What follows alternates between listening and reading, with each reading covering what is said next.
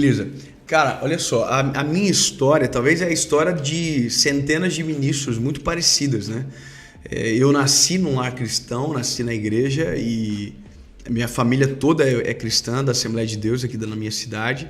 Então eu nasci dentro desse contexto de igreja já, de culto e tal. Mas nós tivemos algumas histórias peculiares na minha família que a gente acabou se afastando de Jesus, como família mesmo. Alguns períodos da história assim, do meu pai, de falência e tal. E eu com 16 anos, eu me afastei de Jesus de verdade. Uhum. Sabe, eu abandonei e tal, virei as costas pro Senhor e parei com tudo.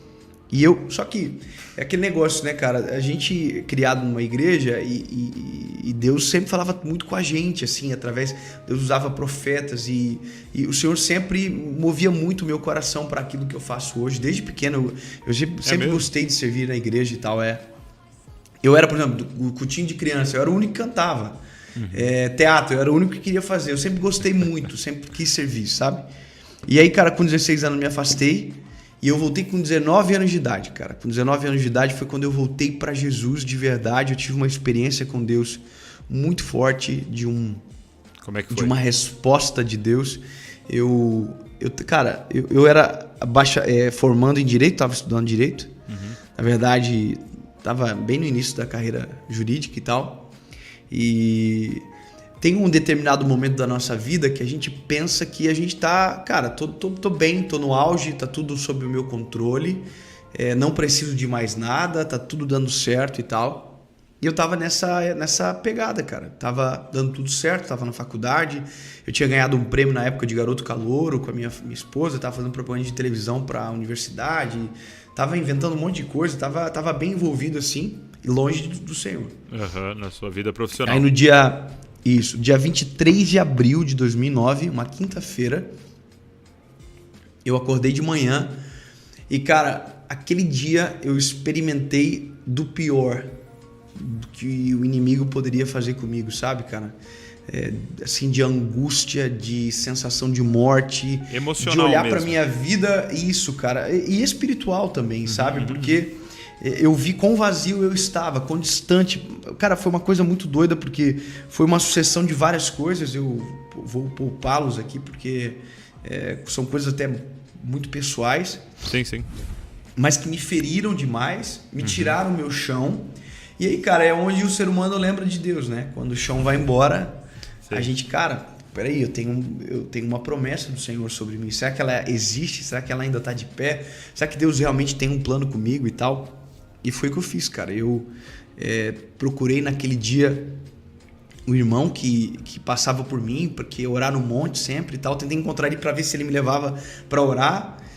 Não consegui. Tentei ir na minha igreja, a porta estava fechada da igreja. Não consegui. Você chegou aí lá?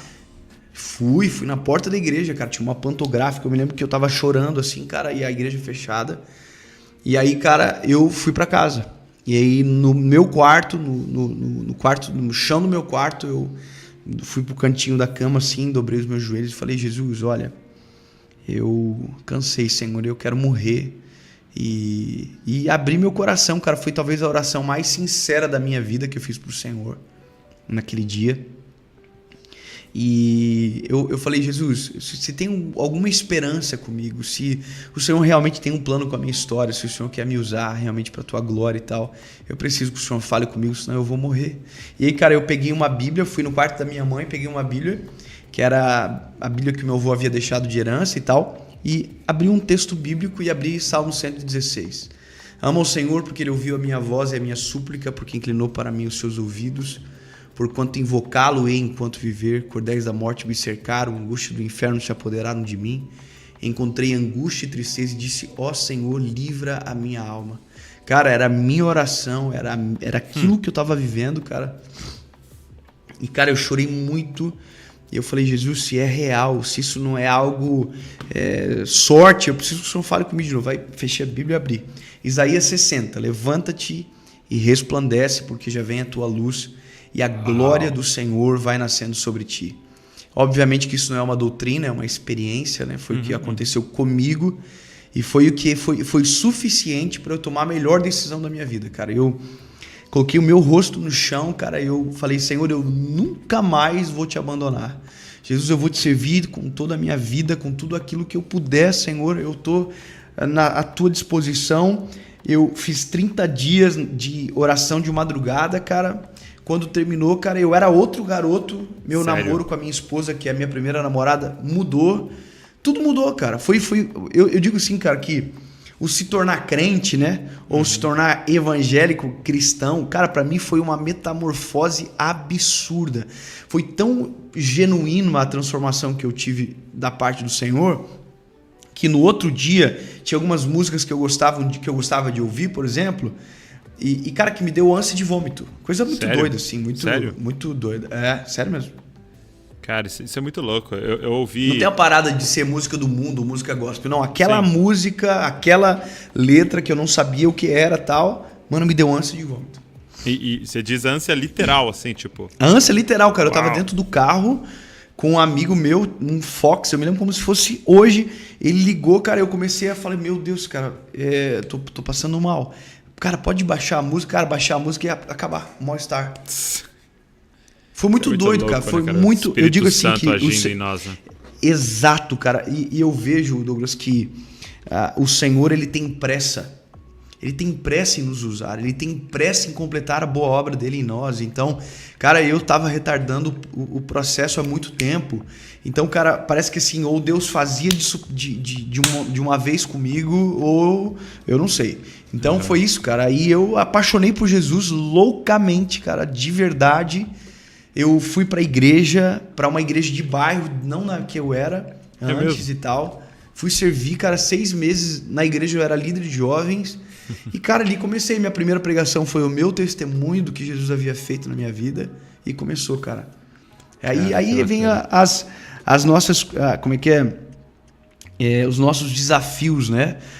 De descobrir exatamente qual é o nosso ministério, dentro dos 5, qual é o meu, e aí o meu, cara, é o ministério de evangelista. Eu apanhei pra caramba por conta disso, aliás, apanho até hoje, né, porque o cara ouve, ele diz, pois é, mas ele não cuida, outro diz, pois é, mas ele não planta igreja, quer dizer, cada um se defende dentro da sua perspectiva, e Sim. é uma besteira. E aí, na época, né, cara, eu sempre fui muito intenso, assim, de sentimento e tal. Eu sou sentimental, eu sou de chorar fácil.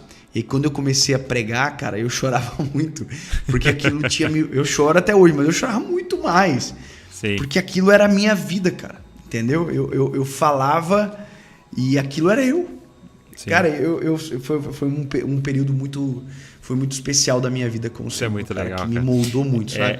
Isso que você tá falando, cara, é muito louco. Algumas pessoas me falaram em podcast, mas me falaram mais, tipo... Cara, fui pôr um cigarro na boca, tive ânsia. Fui pôr uma bebida na boca. Isso é uma coisa muito doida que o Senhor faz. 2 coisas que ficam muito evidentes, cara, quando eu ouço histórias como a sua, de tantos que vieram aqui. Primeiro, uma obra muito clara do Espírito Santo, né? Ele fazendo, pá, igual você contou agora. Mas segundo, sempre acontece quando você chega no final de você mesmo, né? Quando você chega nesse ponto de levantar as mãos e falar, eu me rendo. Tipo, eu não consigo, eu não tenho condições, eu não dou conta da minha vida, eu não consigo me salvar, tal. E aí você, de verdade, encontra um salvador. Não é mais um amuleto, não é mais me ajuda a melhorar a minha vida aqui, não. Tipo, é um salvador, né? E pra galera que tá nos ouvindo, nos assistindo, cara, eu acho que eu falaria, pô, você não precisa viver uma tragédia pra você reconhecer isso. Você não precisa estar no seu pior dia da história pra você reconhecer isso. Você não precisa estar perto de uma overdose ou falir sua empresa pra você reconhecer. Cara, é você olhar pra palavra e falar, eu não dou conta. Eu preciso desesperadamente de um salvador, né? Isso é cara, muito lindo, cara. E é por isso que a gente prega, na verdade, né? Exato. Por que eu prego? Eu prego para que as pessoas não precisem passar pelo mesmo processo. Às vezes existe um negócio na pessoa que ela vai até a última consequência para então lembrar-se do Criador. Cara, se você abre a caixa de pergunta do seu Instagram, você entende como que tá o coração da nossa geração, cara. Se você perceber, a maioria das perguntas, a tônica é, cara, isso é pecado? Isso é pecado? Cara, existe uma preocupação das pessoas e uma busca, me parece às vezes, pelo até onde eu posso ir que tá de boa, que eu não vou pro inferno, entendeu? Exato. Sendo que a corrida do ser humano tinha que ser, cara, eu quero o centro da vontade de Deus pra minha vida. Então, o que eu posso fazer para ouvir mais a voz do Senhor, para ter mais intimidade com o Espírito Santo e tal. Então, isso não tá, cara, no nosso meio. Você não vê. Incrível, eu abro a caixa cara. de perguntas, cara, tem dia que eu falei, mano, o que é isso, cara? O pessoal ainda tá no... É pecado fazer tatuagem, é pecado beber. Cara, vai cuidar da sua vida, mano. Se você tiver uma vida com o Senhor de verdade, isso não vai ser dúvida para você nunca. Sim. É porque Mas é como se eu chegasse pra Val e falasse assim, Val, o quanto eu posso olhar pra outra mulher sem te ofender? Tipo, é uma pergunta que não tem lógica. Maravilhoso. Pô, melhor impossível. Exatamente. Não Exatamente, tem lógica. cara. Só perguntar já é desonrá-la. Já é ofensivo. Já é ofensivo. Então, tipo assim, a pergunta é ao contrário, como você disse, né? Tipo, Val, o que você quer ganhar? O que você quer? É tipo, o que eu posso fazer? Não, tipo, o que eu tenho que deixar de fazer? É muito louco isso, cara. Eu faço esse diagnóstico também. Eu sempre digo, cara, tem um louvor da Cassiane que diz assim, cada um no seu quadrado. Você deve conhecer. Cara, se você olhar... A gente tá nesse quadrado, se fosse o nosso relacionamento com o Senhor, parece que a gente quer sempre estar na margem, sabe? Sim. Tipo, a gente tá lá na beiradinha. E é onde acontecem os problemas da nossa vida, cara. Sim, sim. Se a gente estivesse buscando sempre esse centro da vontade do Senhor, aquilo que Deus deseja, o coração de Jesus sobre nós e tal, o nosso relacionamento seria diferente com as pessoas, com o mundo, com nossa vida financeira, emocional, espiritual. Cara, tudo seria muito diferente. Tudo seria completamente diferente, cara. Eu sempre digo, se Jesus for o centro realmente da nossa vida, o negócio é diferente, muda